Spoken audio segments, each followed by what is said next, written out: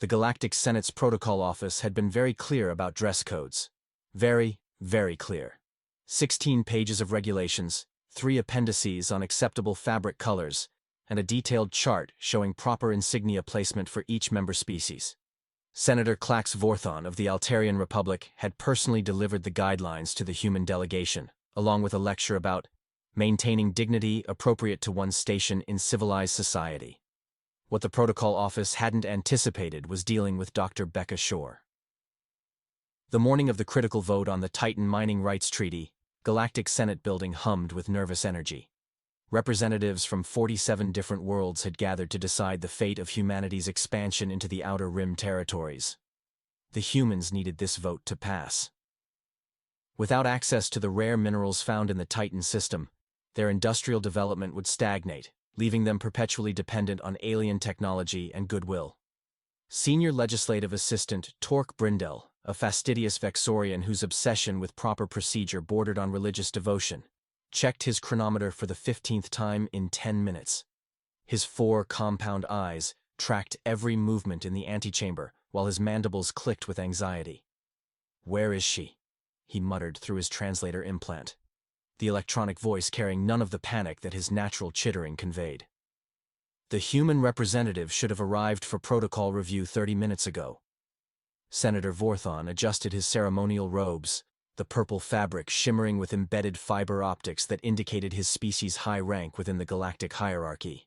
His elongated cranium housed a brain capable of processing 17 different thought streams simultaneously. Yet none of those streams could comprehend why humans seemed constitutionally incapable of following simple instructions. "Perhaps Dr. Shore has finally realized the importance of proper presentation," Vorthon suggested, though his tone carried little conviction. "This vote will determine whether humanity gains access to resources worth approximately 4 trillion galactic credits. Surely even humans understand the significance of that." Torque's mandibles increased their clicking speed. "Senator, with respect, you obviously haven't met Dr. Shore." The conversation was interrupted by the arrival of Delegate Pix Nomad from the Calestis Union, his translucent blue form rippling with agitation.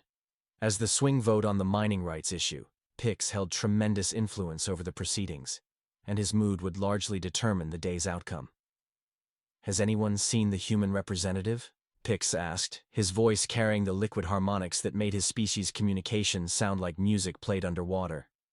"I have concerns about their proposal that I hope to discuss before the formal session begins." Vorthon's primary head crest flushed, orange with embarrassment. "I'm certain Dr. Shore will arrive momentarily, Delegate Nomad. Humans may be unconventional, but they understand the importance of punctuality." As if summoned by his words, the antechamber's main doors slid open with a soft hiss. What walked through those doors made every conversation in the room stop mid-sentence. Dr. Becca Shore stood in the entrance, and she was indeed wearing a uniform. It was perfectly clean, meticulously pressed, and displayed with obvious pride. The problem was that the uniform in question belonged to the Terran Colonial Marines, specifically the 3rd Assault Division that had been disbanded 12 years ago following something humans euphemistically called the Kepler Station Incident. More problematically, the uniform bore clear evidence of having been worn in combat. Burn marks from plasma weapons scarred the left shoulder. 3 parallel tears across the chest showed where alien claws had penetrated the armor plating. Most disturbing of all, a dark stain covered the entire front of the jacket, the kind of stain that medical professionals recognized immediately as dried blood. "Good morning, gentle beings," Becca said cheerfully, her voice carrying the kind of casual confidence that made predators nervous. "I trust everyone is ready for today's vote?" The silence that followed was the kind typically reserved for funeral services or natural disasters. Torque's mandibles had stopped clicking entirely, which in Vexorian physiology indicated either death or complete psychological shutdown. His compound eyes focused and refocused on the human female, trying to process what his sensory organs were reporting. Senator Vorthon's head crest cycled through several colors before settling on a sickly yellow that indicated severe distress. "Dr. Shore," he managed, his voice cracking slightly. "What exactly are you wearing?"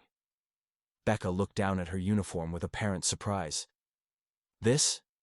Standard Terran Colonial Marine Dress Uniform, Senator. Regulation black with silver insignia, just like your protocol specified. But the damage, Pix whispered, his translucent form rippling with what might have been horror or fascination. Oh, that, Becca replied with a dismissive wave. Battle damage. Occupational hazard when you're fighting to protect human colonies from alien raiders. This particular uniform saw action during the Kepler station defense. She gestured to the burn marks on her shoulder.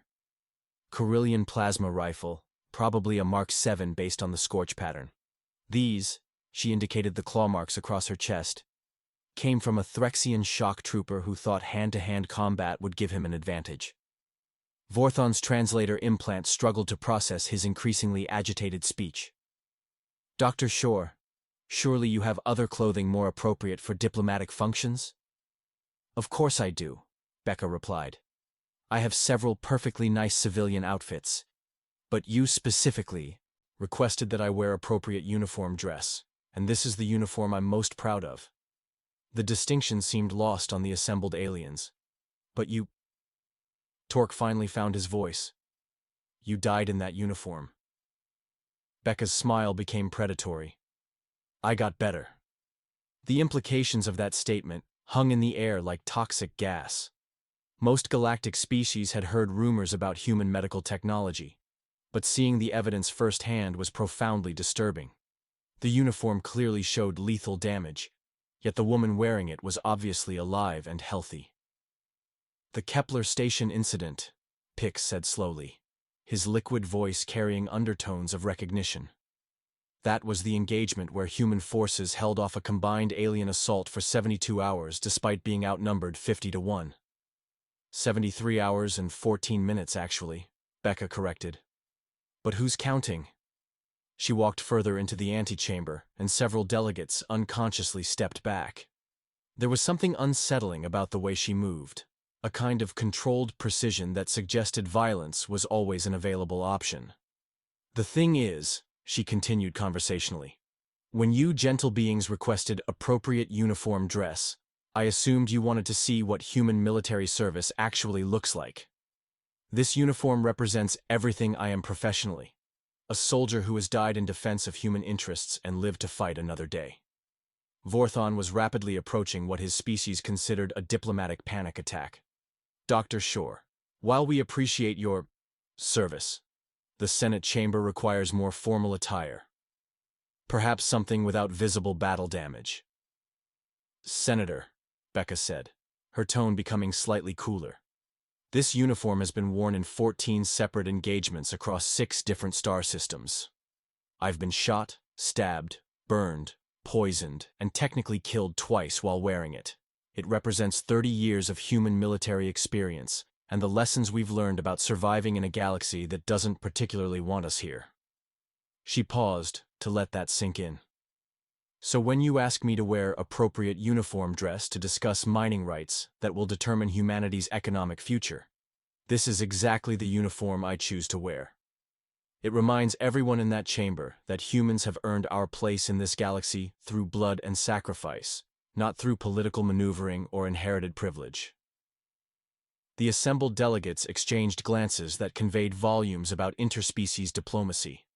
None of them had anticipated that human concepts of appropriate dress would include garments bearing evidence of near-death experiences.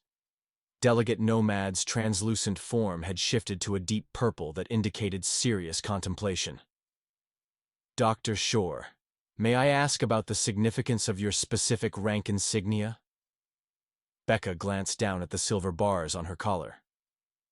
Lieutenant Colonel, Terran Colonial Marines, earned through field promotion during the Vega incident when my commanding officers were killed by Zelthron raiders. I held the rank for approximately 15 minutes before being promoted again during the same battle. 15 minutes? Torque asked, his mandibles resuming their nervous clicking. Long enough to organize a counterattack that saved 3 human colonies and approximately 40,000 civilian lives, she replied matter-of-factly. The promotion to full colonel came through while I was in the medical bay being resurrected. The casual way she mentioned resurrection sent another wave of unease through the room. Most species treated death as a permanent condition. Dr. Shore, Vorthon said carefully, perhaps we could find a compromise. A uniform that represents your military service without quite so much evidence of personal trauma? Becca's laugh was musical, and somehow more unsettling than any threat could have been. Senator, you don't understand. This isn't trauma. This is advertising. She gestured to the stains and tears across her uniform. Every delegate in that chamber is going to see this outfit and ask themselves the same question. What kind of species sends their diplomats to peace negotiations wearing uniforms they died in? The answer, of course, was the kind of species that wanted everyone to remember exactly how hard they were to kill. Besides, she continued, the Titan Mining Rights Treaty isn't really about mining rights, is it? It's about whether the galactic community is prepared to accept humanity as an equal partner or continue treating us as junior members who need permission to expand our civilization. Pix's form rippled with what might have been admiration. You're suggesting that your choice of attire is itself a negotiating tactic? Delegate Nomad, I'm suggesting that when you're dealing with species that have thousands of years of diplomatic tradition, sometimes the most effective approach is to remind them that humans don't follow anyone else's rules. She adjusted the plasma-burned collar of her jacket. This uniform tells a story. It says that humans will fight for what we believe in, that we don't give up when things get difficult, and that we've survived things that would destroy other civilizations. It also says, Torque observed nervously, that humans are potentially dangerous military opponents. Only if someone decides to make us opponents, Becca replied with that same predatory smile. We'd much rather be partners, but partnership requires mutual respect, and respect requires understanding what you're dealing with. The antechamber's atmosphere had shifted from diplomatic panic to grudging recognition. The assembled aliens were beginning to understand that they weren't dealing with a human who had made a poor fashion choice. They were dealing with a human who had made a very deliberate strategic decision. Dr. Shore, Vorthon said slowly, assuming the Senate accepts your unconventional interpretation of dress code, how do you intend to present humanity's case for the mining rights? The same way I've presented every military briefing for the past 30 years, she replied, with facts, logic, and absolute confidence in the outcome. She pulled a datapad from her jacket pocket, the device somehow undamaged despite the obvious trauma the uniform had endured. The Titan system contains mineral resources that humanity needs for our continued technological development.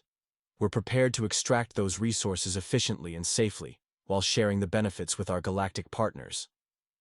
And if the Senate votes against the proposal? Pix asked. Becca's smile became genuinely warm. Then we'll respect the decision and find alternative solutions. Humans are remarkably good at adapting to changing circumstances. She gestured to her battle-scarred uniform. After all, this outfit is proof that we can survive just about anything. The implications of that statement were crystal clear. Humanity didn't need the Titan mining rights to survive, but having those rights would make them a more valuable ally and a less desperate potential enemy. Dr. Shore, Vorthon said finally, I believe it's time for us to enter the Senate chamber.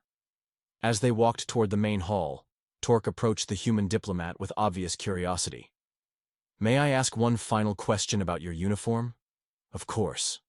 The bloodstains, are they all yours? Becca's laugh echoed through the corridor. Mostly.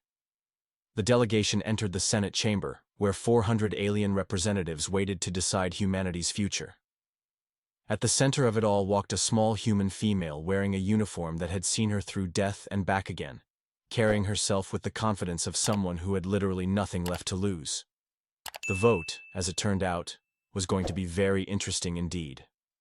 The Senate chamber fell silent as Dr. Becca Shore entered, her battle-scarred uniform creating a visual disruption that rippled through 400 alien delegates like a shockwave through water. High Chancellor Yux Meridian, whose species communicated primarily through bioluminescent displays, flickered rapidly between colors that had no translation in any known language. Distinguished delegates, Chancellor Meridian announced, his artificial voice struggling with the harmonic complexities of his distress. We welcome the human representative to present their case for the Titan mining rights proposal. Becca walked to the central speaking platform with the same measured pace she'd used crossing minefields on 3 different worlds. The plasma burn on her shoulder caught the chamber's lighting, making the scar tissue gleam like polished metal. Senator Grax Ironhorn of the Draconian hegemony leaned forward in his hover platform, his massive scaled form radiating disapproval. Representative Shore, before we begin, the Senate must address your choice of attire. While we appreciate human military service, surely diplomatic proceedings require more appropriate dress. Senator Ironhorn, Becca replied with the kind of smile that made explosives experts nervous.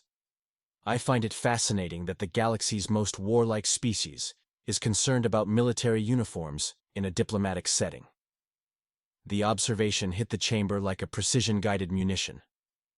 The Draconian hegemony had conquered 17 systems in the past century, yet here they were complaining about a human wearing evidence of defensive combat. Furthermore, she continued, this uniform represents exactly the kind of experience that qualifies me to discuss mining operations in contested space. These scars come from defending human civilians against raiders, pirates, and various hostile forces who thought our colonies would be easy targets. She gestured to the claw marks across her chest. Turns out they were wrong. Delegate Wex Starwind from the Aquatic Consortium raised a tentacled appendage.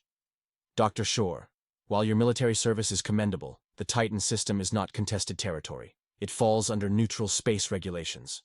Delegate Starwind, with respect, you've obviously never tried to establish mining operations in neutral space. Becca activated her datapad, and holographic displays materialized above the platform. The Titan system has been neutral for exactly 47 days. Before that, it changed hands 6 times in 3 years. The displays showed a tactical timeline of system control, with various alien factions claiming and losing territory in rapid succession. The Carillion Empire held it for 8 months before the Zelthron Confederacy decided they wanted the mineral rights. The Thrakari Syndicate took control during the confusion, only to lose it to a coalition of free traders who couldn't maintain security. Each transition involved military action, civilian casualties, and massive economic disruption. She paused to let the information settle into various alien neural structures. So when we talk about establishing peaceful mining operations in the Titan system, we're really talking about who's prepared to defend those operations when the next opportunistic faction decides they want a piece of the action. Counselor Kex Brightwater from the Merchant Guild's floating delegation pod spoke up, his voice carrying the electronic modulation that his cybernetic species used for formal communication. Are you suggesting that human forces would militarize the mining operations? Counselor Brightwater, I'm stating that human forces are prepared to protect our investments and our workers. The galaxy is full of species who view undefended resources as free salvage. She modified the holographic display to show attack patterns and defensive scenarios. For example, 3 months ago, Carillion raiders hit the Vexorian mining platform in the Perseus Arm. 17 civilian workers killed, 4 billion credits worth of equipment destroyed. The attack succeeded because the platform had minimal security and no rapid response capability. Senator Vorthon shifted uncomfortably in his ceremonial robes.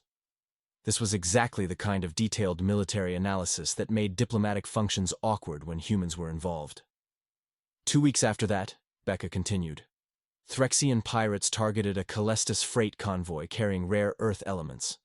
They captured 6 ships and held the crews for ransom because the convoy's escort vessels fled rather than engage in combat. Delegate Nomad's translucent form rippled with agitation.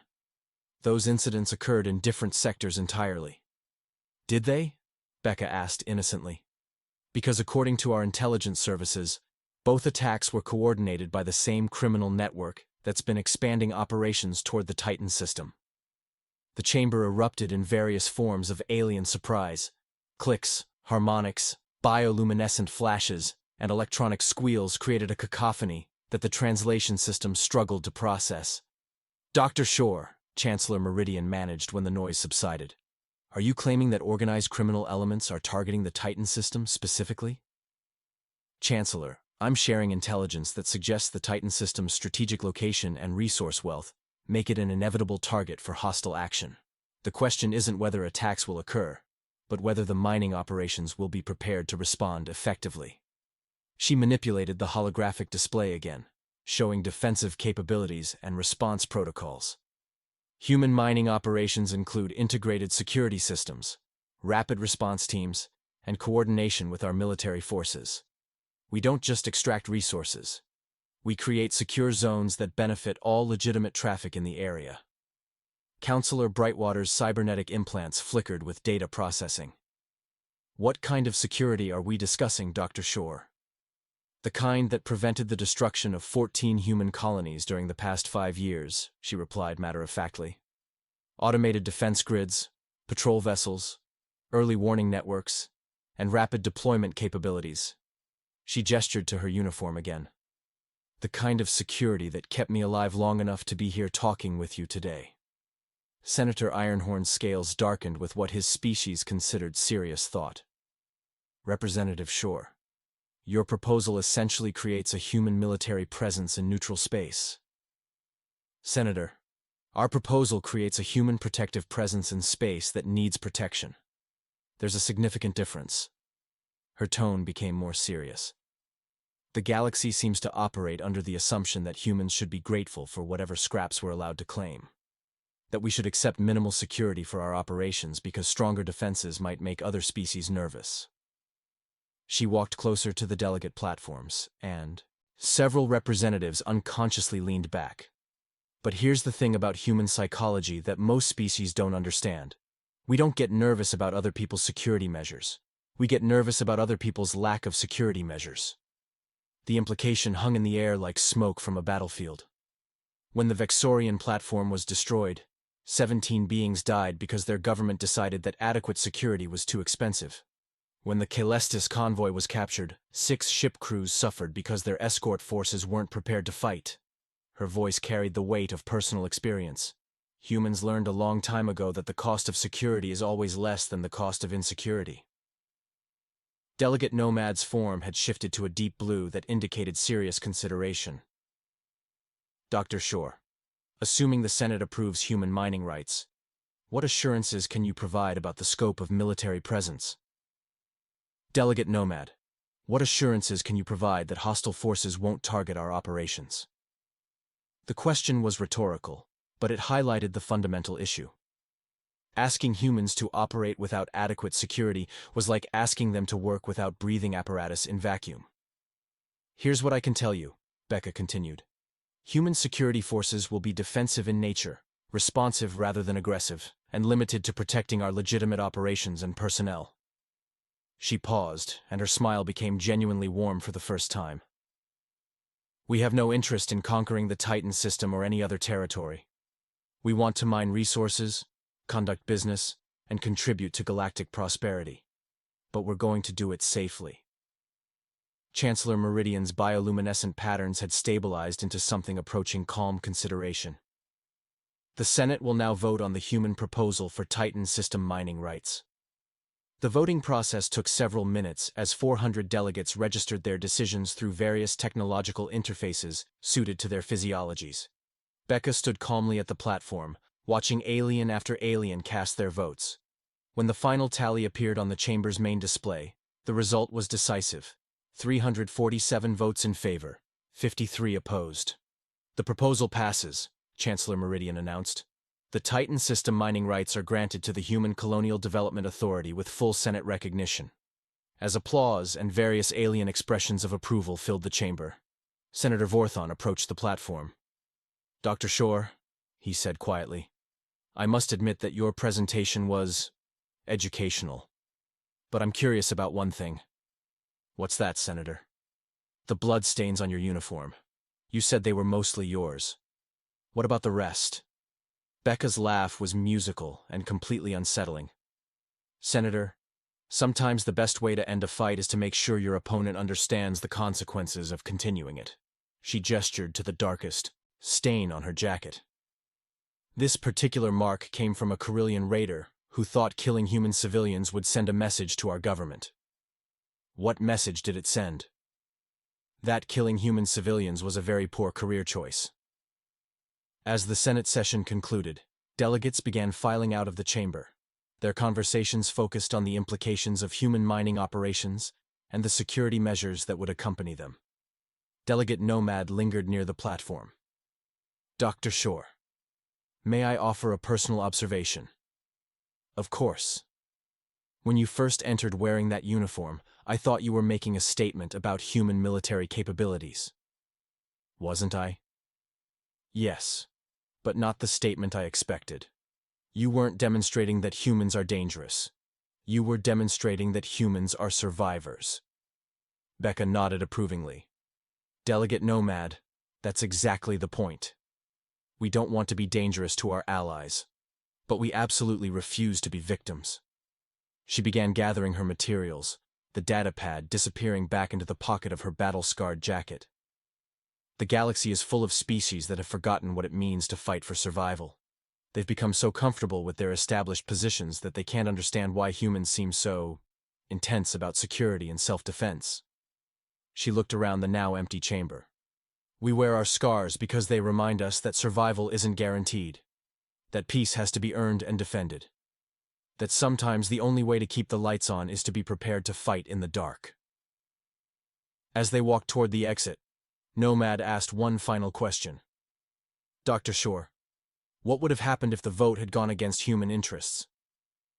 Becca's smile was gentle, friendly, and absolutely terrifying. Delegate Nomad, humans have a saying. There's more than one way to skin a cat. I'm not familiar with that expression.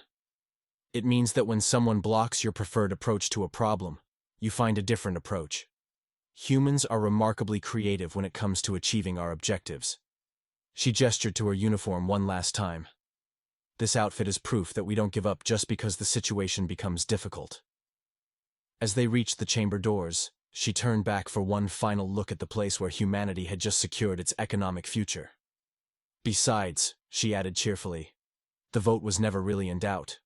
Once the delegates understood that human mining operations come with integrated security, they realized we were offering protection services along with resource extraction. Protection services? Delegate Nomad, pirates, and raiders don't limit their attacks to human targets. A sector with strong human security presence is a sector where everyone's investments become safer. The truth of it settled over the alien diplomat like gravity. Humans hadn't just gained mining rights, they'd positioned themselves as the galaxy's unofficial security contractors. Dr. Shore, Nomad said as they parted ways in the corridor, I believe your species has taught us something important today. What's that? That sometimes the most diplomatic thing you can do is remind everyone why diplomacy is preferable to the alternatives. Becca's laugh echoed through the Senate building as she walked away, her battle-scarred uniform a visible reminder that humans had earned their place in the galaxy through blood, determination, and an absolute refusal to accept defeat. The Titan Mining Rights Treaty was just the beginning. 3 hours later, in the Senate's private dining facility, the atmosphere had shifted dramatically from morning tensions to evening revelations. Becca sat at a table designed for multi-species dining. Her battle-scarred uniform now the center of fascinated attention rather than horrified stares. Senator Ironhorn approached, carrying a crystal goblet filled with draconian fire wine, his massive scaled form moving with surprising grace. Dr. Shore, I owe you an apology for my earlier comments about appropriate attire. No apology necessary, Senator, Becca replied, accepting the offered drink. Your concerns were perfectly reasonable, given galactic diplomatic traditions. But that's exactly the point, Ironhorn continued, settling his bulk into a reinforced chair. Galactic traditions assume that civilized beings have moved beyond the necessity of personal combat. Your uniform reminds us that civilization is a luxury that requires protection. Delegate Nomad joined their table, his translucent form shimmering with curiosity. Dr. Shore, I've been researching human military history since this afternoon's vote. The Kepler station defense was remarkable, but what happened afterward interests me more. Oh. Becca raised an eyebrow. What specifically? The reconstruction efforts. Human forces didn't just repel the attackers.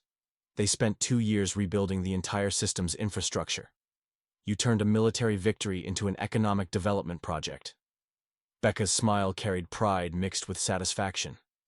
Delegate Nomad, that's probably the most important lesson humans learned from our early wars. Destroying your enemy's capability to fight is only the first step. Making sure they don't want to fight again requires addressing the underlying problems that cause the conflict. She gestured to her uniform's plasma burns. These scars came from defending the station, but the real victory came from building schools, hospitals, and trade networks that gave everyone a reason to maintain peace. Counselor Brightwater approached, his cybernetic implants flickering with data analysis. Dr. Shore, our economic projections suggest that human security operations in the Titan system will increase overall sector prosperity by approximately 30%. That's conservative, Becca replied. Safe shipping lanes, protected infrastructure, and reliable resource extraction create positive feedback loops. The Vega system saw 47% economic growth after we established security protocols. Senator Vorthon, who had remained quietly observant throughout the evening, finally spoke up. Representative Shore, I must ask a delicate question about human psychology. Please. Your species seems to approach every situation as if conflict is inevitable. This appears to make you excellent at preventing actual conflicts, but it also makes many species nervous about human intentions. Becca considered the question while sipping her fire wine, which tasted like liquid starlight mixed with controlled explosions. Senator, humans learned early that hoping for peace while being unprepared for war usually results in neither peace nor victory. She touched the claw marks on her chest. These came from a Threxian who thought humans would surrender rather than accept casualties. He was wrong, and his miscalculation cost both sides significantly more than necessary. But surely, Vorthon pressed, there must be situations where military preparation is counterproductive. Name one, Becca challenged gently. The table fell silent as the assembled aliens attempted to identify scenarios where security preparedness created more problems than it solved. You can't, she continued, because security isn't about wanting conflict. It's about making conflict so expensive and difficult that rational beings choose cooperation instead. Delegate Nomad's form rippled with understanding. Your uniform serves the same function. It advertises the cost of opposing human interests while simultaneously demonstrating that you've survived paying that cost yourself. Exactly, Becca agreed. Every species in this facility now knows that humans are willing to die for our principles and capable of surviving the experience. That knowledge makes negotiations more honest and agreements more durable. Counselor Brightwater's optical sensors focused intently on her battle-damaged jacket. Dr. Shore, may I ask about the psychological impact of wearing evidence of near-death experiences? It's surprisingly liberating, she replied. When you've already died once defending your values, political pressure becomes remarkably ineffective as a negotiating tactic. The observation sent a collective chill through the alien delegates. Politicians throughout the galaxy relied on various forms of intimidation and social pressure to achieve their objectives. Dealing with negotiators who had literally nothing left to lose created entirely new diplomatic paradigms. Furthermore, Becca added, this uniform reminds me daily that words have consequences. Every treaty I sign, every agreement I negotiate, every vote I influence affects real people who might have to fight and die to implement those decisions. She stood to leave, her movement causing the plasma burns and claw marks to catch the dining facility's light once more. Gentle beings, thank you for a productive day and an enlightening evening. I look forward to working with all of you as humanity begins operations in the Titan system. As she walked away, her voice carried back to the table. And don't worry about the security situation. Humans are very good at making sure everyone gets home safely.